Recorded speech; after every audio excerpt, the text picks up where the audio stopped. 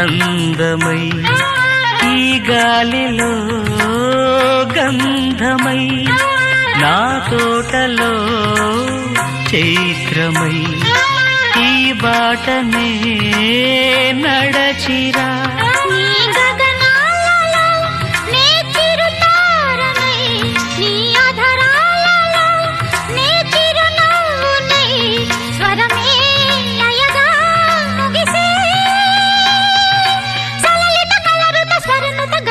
గమకము తెలియకని కీరవాణి చిలకల కలకల పాడలేదు వలపులే తెలుపగా ఇలా రాలిన పువ్వులు వెదజల్లిన తావుల అలికిడి ఎరుగని పిలుపుల అలిగిన మంజుల వాణి కీరవాణి.